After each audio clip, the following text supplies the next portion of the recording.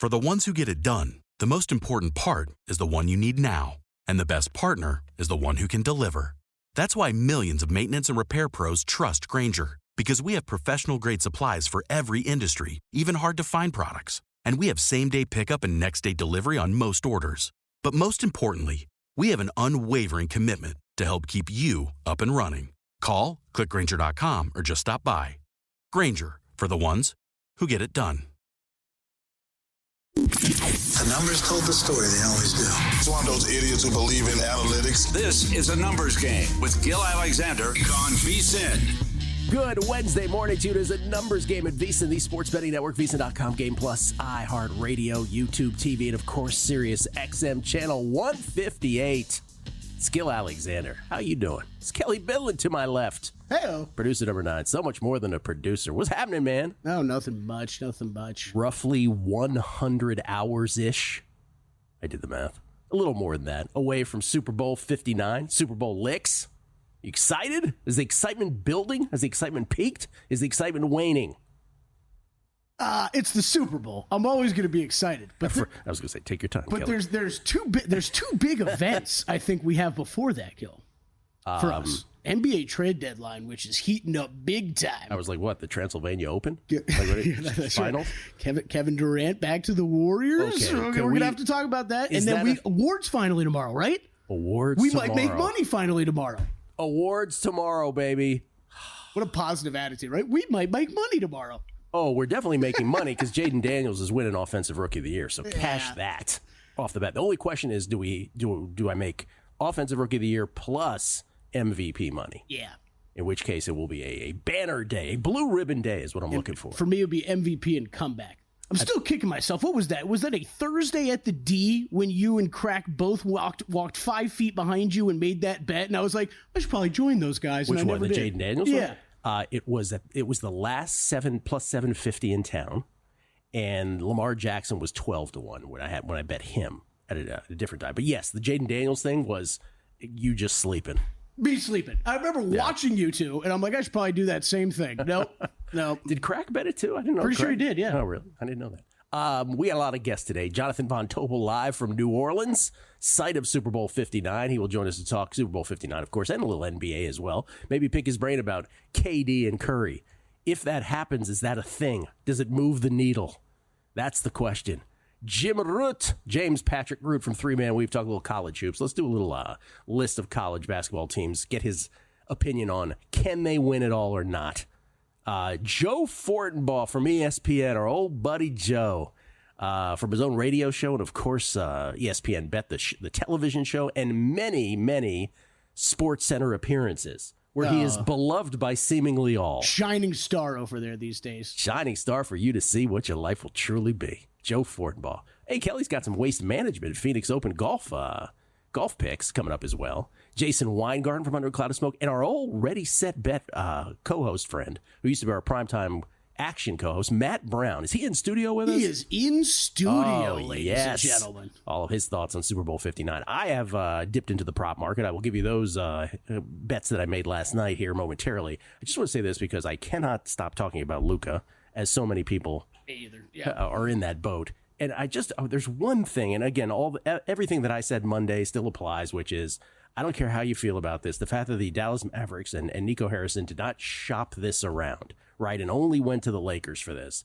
I don't care where you stand on this trade, and I am one of the people who stands on it like, this is unprecedented, obviously, but the fact that he didn't shop it around is the one detail of this that remains, above all, the most mind-boggling thing going. Regardless of if you feel as, he's often too out of shape, he doesn't play any defense, whatever your knock is, he wasn't going to sign the Supermax, whatever it is, you still shop this guy around to more teams. However, I did want to point this one thing out because every once in a while a new detail trickles in on this. And I feel like Brian Windhorst to me is probably the best analyst in any sport going. Agree or disagree? Is there anyone better in any sport? And the reason I say this is because he's way up there. I feel like he's unfiltered in a way that I can't wait to hear what he says. I completely agree from that standpoint. Yeah, yes, and the unfiltered part is what other barometer is there then? I cannot wait to hear what this guy has to say.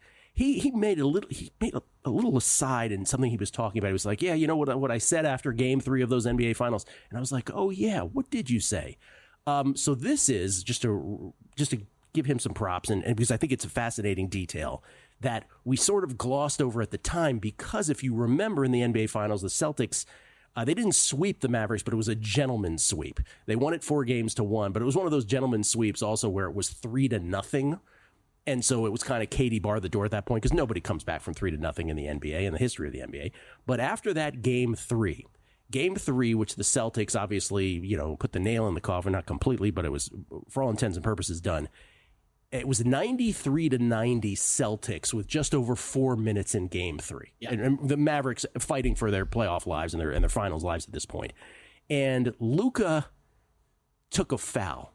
Fell down, took a foul. And this is Brian Windhorst's reaction to SVP's questioning after the game about this sequence. He is a hole on the court. The Celtics are attacking him. They are ahead in this series because they have attacked him defensively. And you've got a situation here where Luka is complaining about the officiating. They have begged him. They have talked with him. They have pleaded with him. He is costing his team because of how he treats the officials. He's a brilliant player. He does so many things well. They are here because of how he did. His performance in this game is unacceptable, and the reason why the Mavericks are not going to win. He's got to get over this. And the fact that he came out after the game and blamed the officials showed me he's nowhere close yet. So maybe over the summer, somebody will get to him, because nobody with the Mavericks or anybody else in his life has. And that's where the Mavericks are at this point. They're never going to get to this tunnel with the trophy if he doesn't improve those aspects of his game.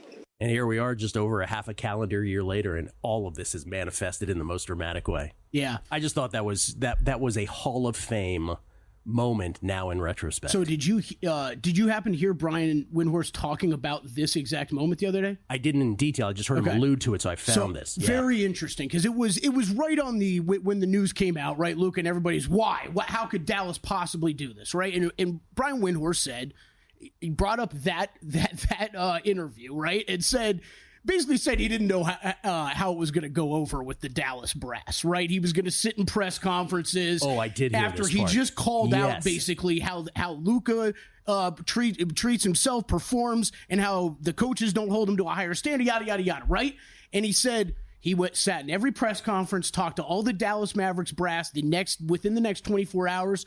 Nobody said a word. None of them said a word. Which means of course it's been a thing. And and that's why he was so angry about it, because we know how great of a player he can be, and it's a thing. It's absolutely a thing. His conditioning.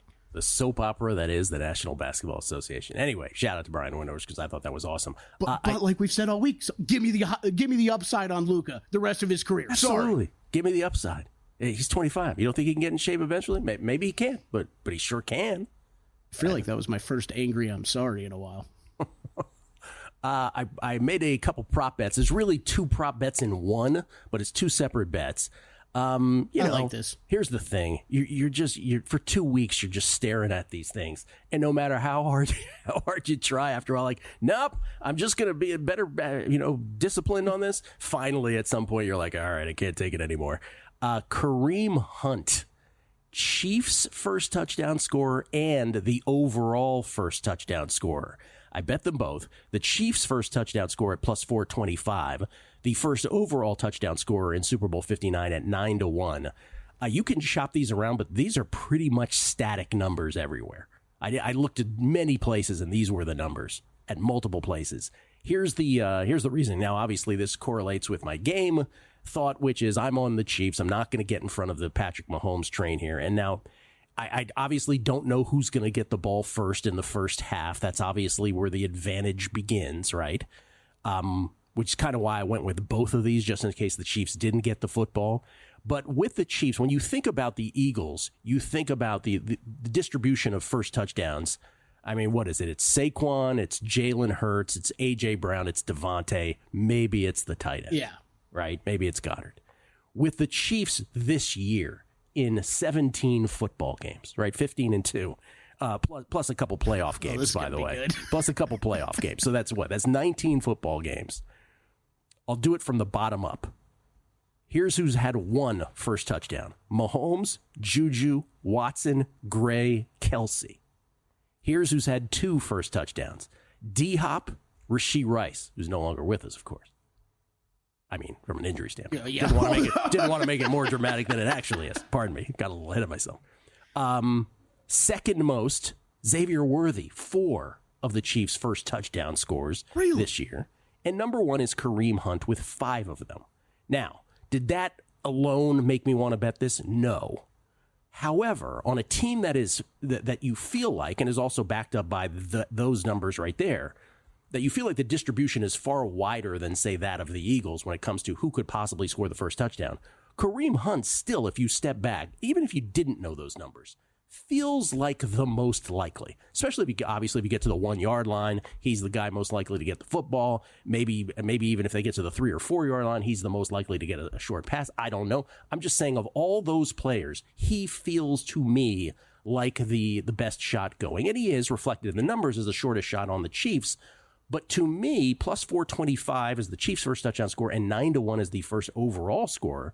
Those are numbers that are better than I would have expected. By the way, Worthy, not much longer in either category. Yeah. In case you were wondering, Xavier Worthy, who had 4 first touchdowns this year. So I really like the Hunt plays here. The other way I kind of look at it, and I know it's not the same thing because with obviously a baseball game and a tennis match, it's a binary choice, right? Somebody wins, somebody loses, and this is multi-selection here.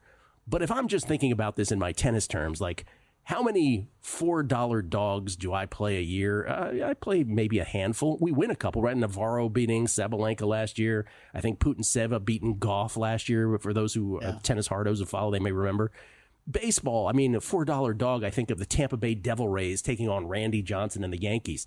So if I put it in those terms, just those are 4-1s, and then I think about Kareem Hunt, Chiefs' first touchdown scorer at plus 425, my brain goes to, and I know it's not mathematically the same thing, but my brain goes to, yeah, I'll take that. That seems way more likely. So you're on the same page then with me, as well as Pacheco. It's Hunt over Pacheco, even in those short yard situations. Me too. For me, it is. Yeah. We'll come back. JVT from New Orleans, site of Super Bowl 59. It's a numbers game at VSiN, the Sports Betting Network.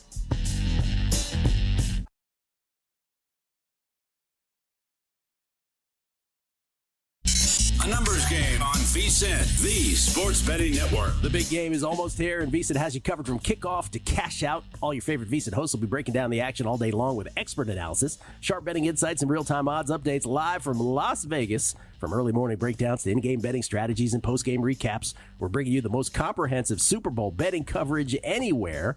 Watch live. Listen to all your options here. VSiN.com, the VSiN Watch app, YouTube TV, of course, Sirius XM Channel 158, iHeartRadio, and all major streaming platforms. Look at that. VSiN by the books to kick off the day at 8 a.m. Eastern. Kelly, you and me for an hour. At 1 p.m. Eastern. 1 hour of solid quality radio from us, all the way to cashing out with Joe Serralo late at night.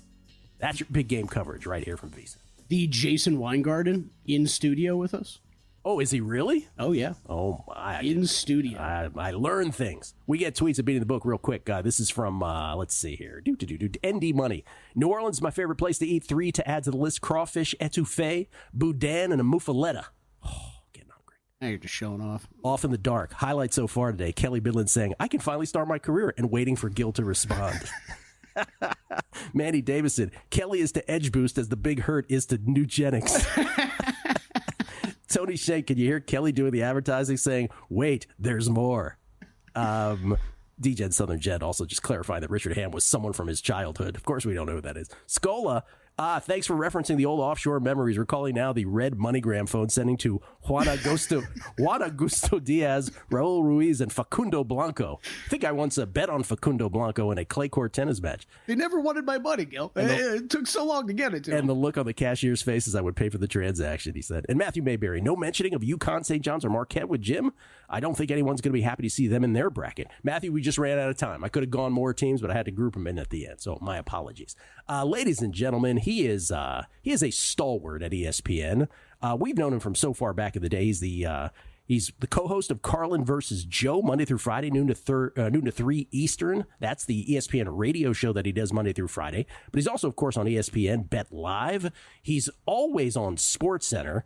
And most importantly, above all of that, And Tim Lawson, Megapod historian, confirmed this for us yesterday. He is still, after all this time, the most frequent guest in Megapod history. It's Joe Fortenbaugh, everybody. How you doing, Joe?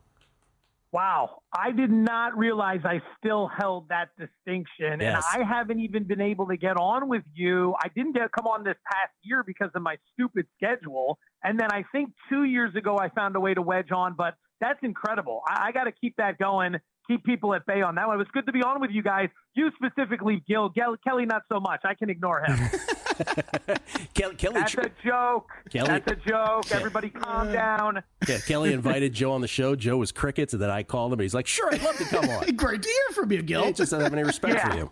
No respect for you. Okay, Joe, we'll let it slide. Hey, Joe, before we get to I have a travel down to New Orleans, and there's been some radio stuff, and I'm trying to get the schedule organized. And you think if you get to a place like ESPN, you become a big shot, and you have all these people doing this stuff for you. No, it's none of that. You're still handling all of it, which is okay. But there's a lot of stuff with people that I don't know as well, and then you guys, I've known for a long time. So Kelly reaches out, I see the text, I'm like, all right, I can't respond to this right now. I got a million things going on, but I got to get back to this. And then, of course, Gil, that's not good enough. Next day, hey, man, didn't respond. Need to have you on. Before we bring you on, I'm going to read a bunch of tweets to everybody and make you listen to it, and then I'm going to bring you on. That's right. That's right. Absolutely. That was for Kelly, Joe. That was a message back to you. I have two questions before we get to your thoughts on Super Bowl 59. And this is just inside baseball questions because I'm curious, and maybe some others are. How do you know what your Sports Center assignments are on a daily basis? I know you know your radio show. Maybe you have a ESPN bet that you know is happening in a static, time slot. But with Sports Center, how is it communicated to you that they need you on a specific version of that? You get your schedule for the month, and you're listed for the show no matter what. And then Sports Center decides whether or not they're going to use you. So, for example, now that football season's about to end, ESPN Bet Live is going to go back to a regular schedule. We're going to go Monday through Friday. We'll be on 6 to 7 p.m. Eastern on ESPN2. And during that time, I'll be listed for the 6 p.m. Sports Center probably all 5 of those days if I'm not traveling to New York for the stuff I do in the morning down there on Fridays. But they'll list it, and then I'll hear from them sometime in the middle of the day. Hey, we'd like to have you on tonight, and then here are the topics we were thinking. So that's generally how that goes. Wow. I don't know what my guess was, but it wasn't that as the answer to that. A monthly schedule, and then they decide after that. And here's the last one. It's just you and me talking and Kelly. Nobody else is listening. The Sports Center anchor that you feel enjoys your shtick the most, and more importantly, the one who's probably like, yeah, I wish the kid would shut up a little bit.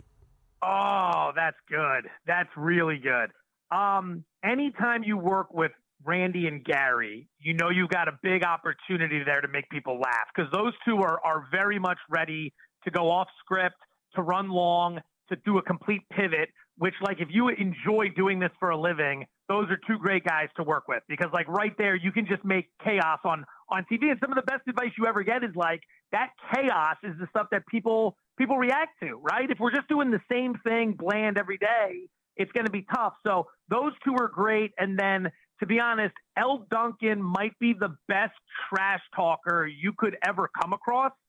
So if you are ready to go blow for blow with her, but you're stepping into that arena. You can't come weak because she will shut you down. She's a fast thinker and she'll just unload. So those people are very interesting. I'm not going to answer the second part. The second part where you want me to burn someone. Yeah. Savvy move by you, but I got a career to think about here, buddy. That's true. That's a good point. Probably should point that out. By the way, Randy and Gary's last names, just in case that someone doesn't know, are? Oh, Randy Scott, Gary Streisky. Randy Scott, Gary Streisky.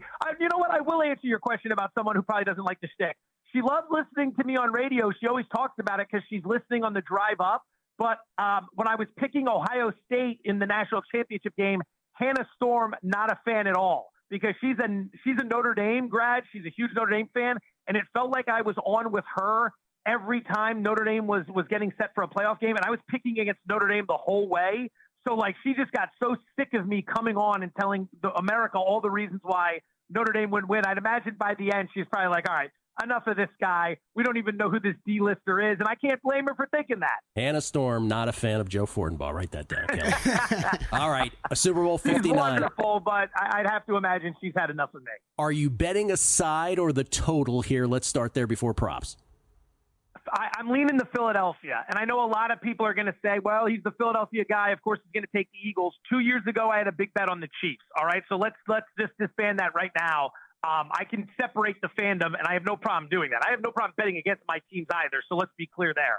I haven't done anything with Philly yet. It might be one of those. I do like Philly in the first half. It might be one of those first.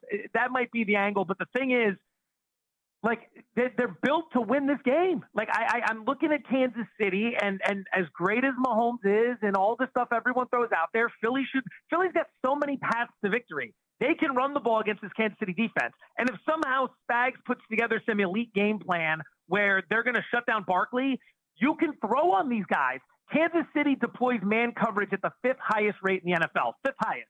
That's where Jalen Hurts thrives. Jalen Hurts is number 3 in the NFL in raw QBR against man coverage. He's ahead of Josh Allen, Joe Burrow, Lamar Jackson, Patrick Mahomes, 15 touchdowns, 2 interceptions.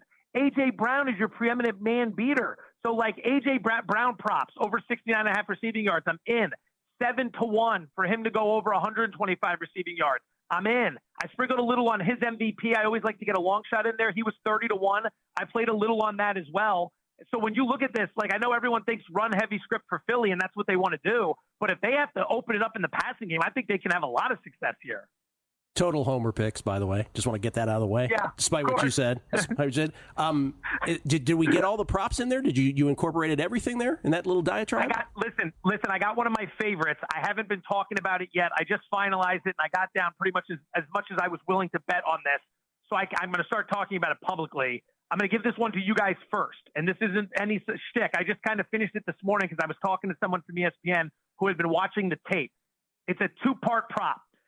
Trent McDuffie, the Chiefs cornerback, to record the first sack in the game is 50-1. Ooh. To record a sack in the game, just one sack in the game, is 30-1. Now, you look at McDuffie and you think he's a cornerback. Of course, those are going to be long shot prices. He's got like 4.5 sacks in his career. 2 of them came in the regular season against Philadelphia last year. Spags wants to get pressure on Jalen Hurts. We all know about it. You guys have probably been talking about it. Hurts versus pressure versus Hurts without. It's 2 different quarterbacks. Against pressure, he's miserable. You got to bring pressure, but you got to be creative.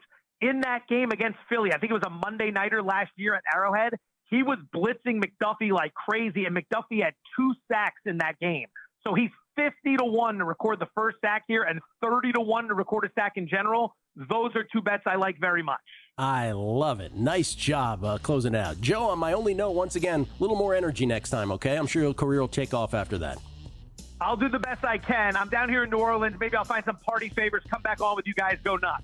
Joe Fortenbaugh, everybody, from ESPN, at Joe Fortenbaugh on the old Twitter machine, courtesy of the Progressive Guest Line. Thank you, Joe, as always. My man. We'll come back. A little golf, a little NFL.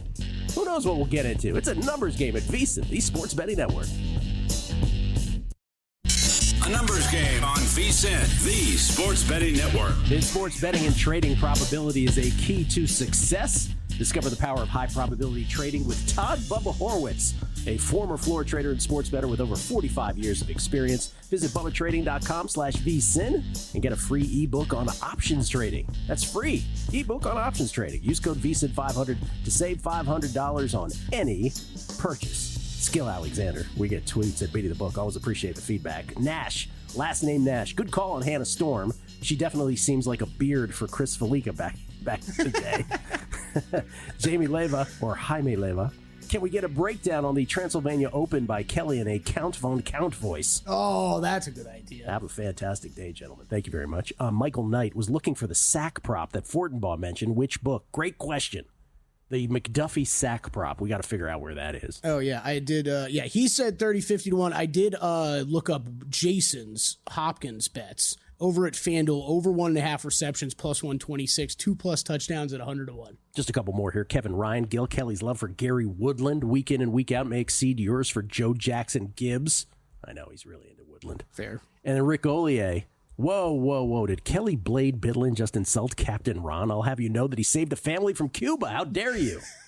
A great, terrible movie of the 90s.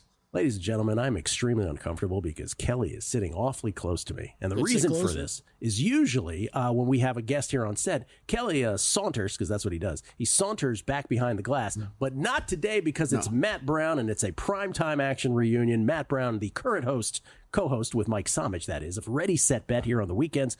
At VSiN, Matt Brown joins us here in studio. What's happening, buddy? How you guys doing? You had following Joe Fortenbaugh, guy that we all go way back with. Big time. Joe Fortenbaugh used to be on the desk with me and one Dave Farah doing a fantasy sports show. Oh, I remember back it in the well. day. Yeah. I know. It's we are full circle. It's small. You've both come so far. Yeah, some further than others. You guys didn't even know I still worked here until I walked into the studio just a second ago. Yes, we did. Yes, we did.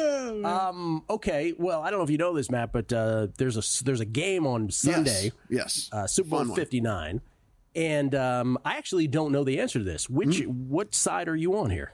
So I might have one of the very few 2.5s in the entire world. Where did you get a 2.5? So I sent this to Kelly. Yeah, I didn't believe me. As proof, because I'm like, everyone's going to listen to this and they're going to go, this guy's lying. Boyd went rogue here in Vegas. So Boyd usually just uses FanDuel lines, right? You know, so I'm sitting there and I'm kind of like, I'm on Sunday when all the lines are populating, right? Yeah. Like, because I'm here with Somich. Ready, Set, Bet. Check it out. Yeah, there it is. Yeah, I'm sure. There you go. We'll be here during the game, because so if you don't want to watch the game, you can come watch us. So we're sitting there, scrolling through. I'm like, what is Boyd doing? Boyd went rogue and put up their own number for like 10, 12 minutes. And The Chiefs were favored by 2.5 points for 12. So I have a Eagles plus 2.5. Wow. Okay, so I didn't actually ask you this question because I just assumed FanDuel had a 2.5. No. So FanDuel never had that. Boyd posted All right. their own number for about 10, 12 minutes. How much did they allow you to put on that? There is also that, because as anyone who has bet Boyd here, they actually have hours on their sportsbook. They do. Yes. Sending to the trading team. So when you plug in the first number, it goes sending to the trading desk, and then it was like, nah, we're not going to do that and whatever. And so it whittled down. I was able to do it twice to get, moderate. Yeah. I mean, not what you would normally bet on a game, because it was after hours, and the trading team apparently. Have either of you two run into the same problem I have, where I try to guess, where like it's always chopped in half? Whatever you try to bet, they're like, we'll take half of it. So I'm like, let me bet double. Oh no, it's worse than that. Like MGM, I've had the experience where let's say I want to put a dime on anything, a tennis match or whatever. It varies. Sometimes I literally have to put 7 different bets in to get to the dime, but it lets me get to the dime. And it doesn't necessarily move the number either. So it's all just algorithmic nonsense. Yeah. It doesn't make any sense. None of it does. And I'm wondering if this was like the rare time where there actually was someone back there looking, because it seems like they put up their own number for whatever. I don't know what was going on, but yeah, it was gone. So I actually have a 2.5 in the account. Let's just pretend that it was still 1.5. I would still be playing the Eagles. I have a pretty strong opinion on the Eagles in this game. I think that there is a pretty good advantage in this game for the Eagles run offense versus the Chiefs run defense. If you look, you go in and you look over the second half of the season, EPA per play allowed from the rush side of things, rush success rate allowed. This Chiefs team's in the bottom half of the league when it comes to that. Now in comes the best offensive line in the NFL with the best running back in the NFL, the guy who has. So here's the thing. You get Saquon Barkley, and then you also get an offensive line that has him number 1 in the league in yards before contact, right? So you have this guy who's awesome anyway, and he's not getting touched before any other running back in the NFL, right? It's like the perfect combination. He also seems to do this thing. I don't know if you've noticed this about him. They actually pointed it out during the Skins game also, where he has gotten this timing down to a science with the Eagles offensive line, where he almost... It's like not quite the Le'Veon Bell. Remember Le'Veon Bell got to the point where he would just kind of dance around. He'd be like, he would okay, just do a little jig real quick. Let And me sit back here for 4 seconds before it's not quite that, but like Saquon, as soon he does that like hop step to the side and then bounces. I've never quite seen it that Like, he seems to know exactly when to do it in a way that's not common. It's not like Le'Veon Bell because it's like he's waiting for, it's like which offensive lineman's going to get the biggest push and I'm going to go through that hole. Right. That's what it almost feels like. That's right.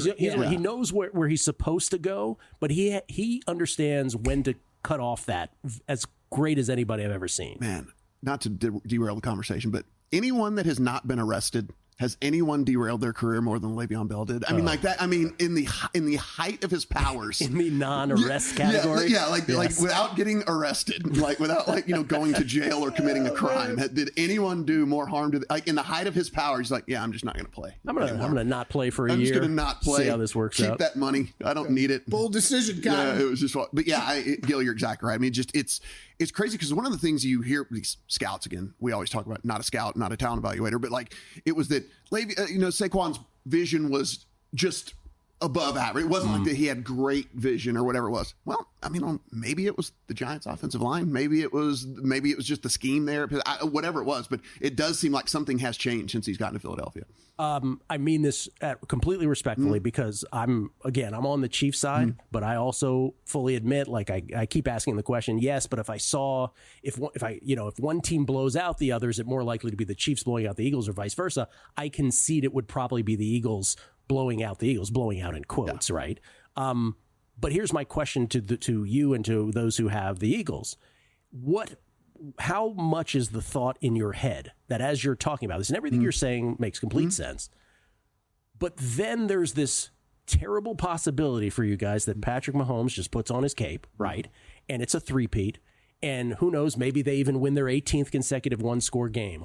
What percentage of your brain is filled with the potential self-loathing of that? Oh, for sure.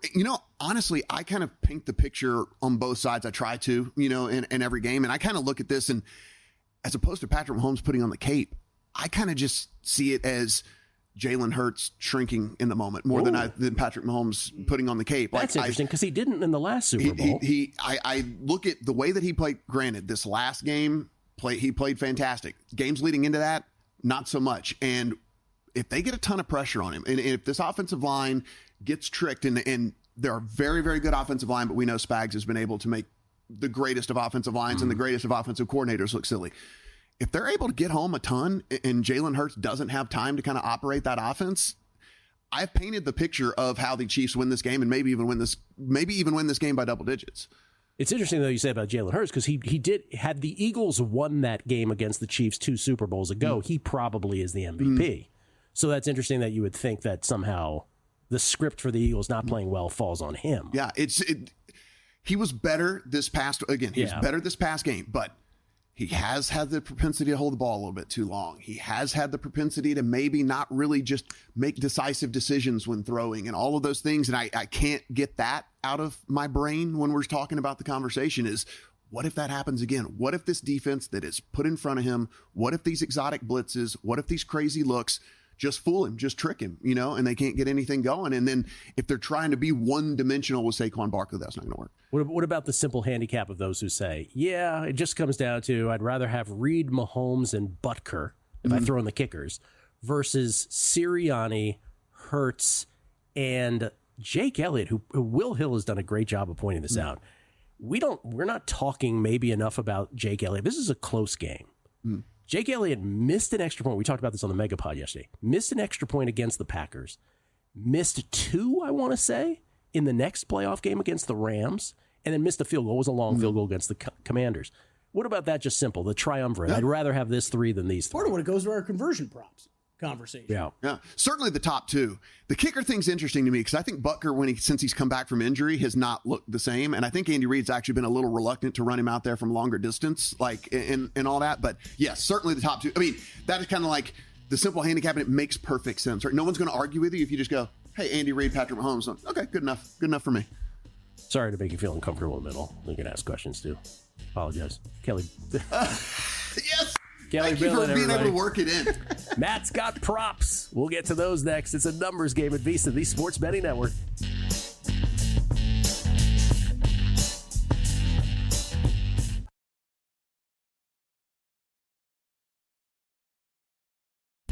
A numbers game on VSiN. VSiN, the Sports Betting Network. Back on the numbers game live from Circa Resort Casino, downtown Las Vegas. Gil Alexander, Kelly Bidlin, Matt Brown. Just a few tweets here. We get tweets at Beating the Book. Wet Willie Cullen. Is there not enough room for Matt Brown's movie theater screens on that desk? Very weird only seeing him with one singular laptop. It was a choice. It was a choice. It was a choice. Yeah. He's got plenty of room. He's got like half the desk over here. It was choice. It's got half the desk. There we go. There. Look, I just gave, look at that. Savannah is so mad at you right now for moving. Oh, my God. Look at that leg room. Oh, Todd Bubba Horwitz tweeting in. He said first sack at MGM, bet MGM 50-1 on McDuffie. Thank you, Todd. They don't have any time sack for him. So they do have first sack for McDuffie, answering the Joe Fortenbaugh question that we got earlier. Bet MGM 50-1 McDuffie first sack, but they don't have an anytime sack. I was shocked that to have the first sack number was not way longer than that. Yeah, I would think it would be longer. Jason H11, at least get Kelly a taller chair. He looks like the kid that graduated to the adult table at Thanksgiving for the first time. Well, Gil and I did just figure out, thank you, Matt Brown, for informing us that these chairs actually go up and down. We had no idea. Yeah. Never knew. No wonder Samich's posture was so good. Real quick, our G-Bank best bets of the day before we get back to Matt here. G-Bank, the official bank of VSiN. Every show recapping all their bets, hosts and guests. Every single show on the network. Mine, once again, Chiefs minus 1.5. By the way, Matt Brown did show me a screenshot of the Chiefs minus 2.5 on Sunday night. It is a real thing. Once again, on the Kendrick Lamar first song, I'm just going to say this. I have a short shot, not like us. I have a long shot at swimming pools. But let me just say this. The first thing I said about this is, if there were ever an artist that might do some funky thing beforehand, before getting to a first song, a la Coldplay did back in the day, Kendrick might be that person. But those are my two bets. National Anthem, we're 4 seconds of CLV, baby. It's at 121 now. Nice. We got to under 125. And by the way, the under 121 is juiced. Actually, it's under 120.5 last I looked. So it's 4.5 seconds now. I'd still go under. And then I added Kareem Hunt, Chiefs' first touchdown scorer at plus 425, and Kareem Hunt, the first overall touchdown scorer at 9-1. Calais by Delon. Yeah, nothing for me tonight. So everything Super Bowl. AFC, where's my AFC hat? It's the same price. I feel like I've asked Matt about this prop in years past too, and he was like, "Don't bet that." He was equally enthusiastic. No, he was one of those guys like, "Don't bet that." As I was. AFC to win Super Bowl minus 115. Let's go Chiefs. Patrick Mahomes to win Super Bowl MVP. I'm in on that at plus 125. Xavier Worthy over 5.5 rushing yards. Kareem Hunt over 42.5 rushing yards. Isaiah Pacheco, longest rush under 8.5. Both teams to score 1+ touchdown in each half. Yes. Will there be a 2-point conversion attempt? Yes. Plus 110. All right. Also picks on the show today from JVT, Jonathan Von Tobel from New Orleans. He's on the Eagles once again on the money line, Super Bowl 59. Xavier Worthy over 5.5 rushing yards. Eagles to convert a fourth down, no, at plus 550. He's going contrarian on that one. Likes the number at plus 550. And then Kareem Hunt, anytime touchdown. Oh, he was on Kareem Hunt as well, but in a different way, at plus 140. Also, Jim Root, James Patrick Root for some college hoops. Mizzou and Tennessee under 134.5. He is grabbing 17 points on Tulsa tonight against Memphis, and he's laying 1.5 with Nebraska against UW. Anything else did we have today? After Jim Root? Joe Fortenbaugh. Yeah, Joe Fortenbaugh, of course. Who am I talking about here? Joe Fortenbaugh. A.J. Brown, over 70.5 receiving yards. Joe's a Eagles fan. Homer. A.J. Brown, anytime touchdown, plus 165. Homer. Trent McDuffie, the one we were just talking about, 30-1 to record a sack, 50-1 to record the first sack of this game, coming from the secondary. G-Bank once again with Matt Brown. Oh, we got one Matt Brown in before we get to his props. Yeah, Eagles plus 2.5. He got it in a 12-minute window. Eagles plus 2.5 versus the Chiefs. G-Bank, by the way, again, the official bank of VSiN. VSiN recommends every bettor make the G-Bank Visa Signature Card part of their betting toolbox. Save up to 3 to 5% on cash advance fees, earn cashback rewards on eligible betting transactions. And now, for a limited time, you'll get a $250 bonus when you open your account and spend $1,000 in the first 90 days. Apply now at VSiN.com/GBank. That's VSiN.com/GBank. Take advantage of the $250 bonus for a limited time from our friends at G-Bank, the official bank of VSiN. Subject credit approval, terms and conditions apply. Matt Brown from Ready, Set, Bet, along with Mike Samich here on the weekends. He will be broadcasting live during Super Bowl 59 on Sunday. Always a thrill to have our old primetime action co-host back with us. Matt Brown M2 on Twitter. Is that correct? Still. Yeah. You don't sound so excited about that. It's, we just, we battle with a common name. At least you guys, fine. There's not very many Gills. There's not very many Bidlins, but or certainly not Kellys with the EYs. You're good to go. What's the Matt Brown? If you do remember, I mean, my 7 million of us. My Twitter handle was taken forever, and I believe you discovered on Primetime Action one night it was available. It was available, and you nailed it. And, nailed good it for you. Wasn't there a UFC UFC fighter named Matt Brown? There is also a UFC fighter. You got some of his tweets sometimes? I used to get his text messages sent to, because we were in the same industry. So we were with the same people. So like there would be people who would text me thinking that I got one not even very long ago from another fighter who was asking him like, dude, are you really considering like XXX or stuff like that? And I was like, I'm just not going to answer this one. Like, let's not have any fun. It's always entertaining when Brian Ortega and Matt Brown fight. Oh yeah. There's that. Oh, real quick before we get into this, I know you've been. Yeah, I heard you've been asking people about food and stuff down in New Orleans and whatnot. Oh, you're the expert. Oh, you know something about Louisiana? No. But what I will say is like, so if you're going down there with like your family and kids and stuff, like maybe do the whole Cafe Du Monde thing. Like very touristy. It is a piece of fried dough just buried in powdered sugar. I mean, it's not beignets. It's not a groundbreaking. Like it's not like one of these desserts that you have and you go, oh, this is like why I came to New Orleans, right? I mean, like they invented Bananas Foster at Commander's Palace in New Orleans, right? Like it was literally invented there. Like you could go there and have it at the place where the dessert was invented, and it's awesome. But like beignet is like, all right, cool. Pecan or pecan? Ooh. Pecan. Pecan. That's how I go. You go pecan? Oh. Yeah. Pecan pie. So you just mix all. I mix them all over the place. Good for you. Pecan pie. Sir. Yeah. What are your favorite props? What do you bet here? I have the worst of a number. I know it's typically unders late, overs early. I actually thought the Jalen Hurts passing prop was going to get bet down. I thought a lot of people would look at this and say, okay, in a lot of games where they have a ton of success, he's kind of in the high 100s as opposed to the 200s and stuff. So I have an under 214.5. With that, it's up to 215.5 at some books out there. So anyway, I typically do the whole unders late, overs early, but I thought this one was going to get hammered and it did not. So going the opposite direction, worst of it there. Kareem Hunt over 10.5 rush attempts is now up to 11.5 rush attempts. I've also played the alt at 14 plus at plus 202. I think Kareem Hunt is by easily the number one back there in Kansas City now. He has out-touched Isaiah Pacheco in the last 4 games for this team that matter. Obviously, Week 18 didn't matter, but like the 2 games leading into that and the 2 playoff games. So I expect Kareem Hunt to try to see if he can get something going and Andy Reid and them to see if they can get something going against this light box that Vic Fangio and them run with the Eagles defense. I mean, that's his whole defense. He plays the super deep, too high shell thing, and that's the defense he's going to play. So I expect him to get something going there. So I took the over 43.5 rushing yards with Hunt as well. Kind of a correlated deal. Isaiah Pacheco under 9.5 longest rush. That's down to 8.5. I still think you could play it there. I don't think he gets more than 5 or 6 carries in this. He only had a 10-yard rush 4 times this season as it was anyway. So for me, I like that a decent amount. If I like the Eagles, I got to like Saquon. So I didn't play just the typical number here. I kind of laddered the alts. And so over 130, 140, and 150, that comes in at kind of like plus 170, plus 240, and plus 340. Wow. So kind of going with that kind of game script, right, of Saquon Barkley being able to have success, feeding him early. Didn't go over 200 for the record? I didn't do that. I think that, and that being said, if there's anyone that could do it, right? I mean, this guy can like pop off 60-yarders, it seems like, left and right.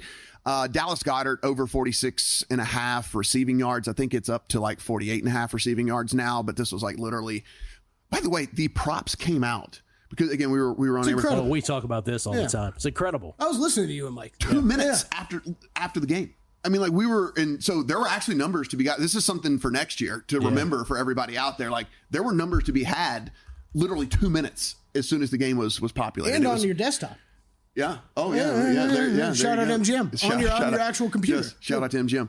I also took a dart on just a fun. This is fun, guys. Fun. But I took a dart on Goddard for MVP. It's like 125 to 1. You took a what? Oh, a dart. Yeah. Okay. There's I look at it from this standpoint. Is there a is in 1 in 100 times if we play this game, is there a completely disgusting, gross game that finishes 17-13 where Dallas Goedert catches 7 balls like he did against this, in 2 weeks ago for 85 yards and a touchdown? Saquon only goes for 74 and whatever and all that. Is there a world that exists that maybe he could end up 125-1 Dallas Goedert? More of a fun one.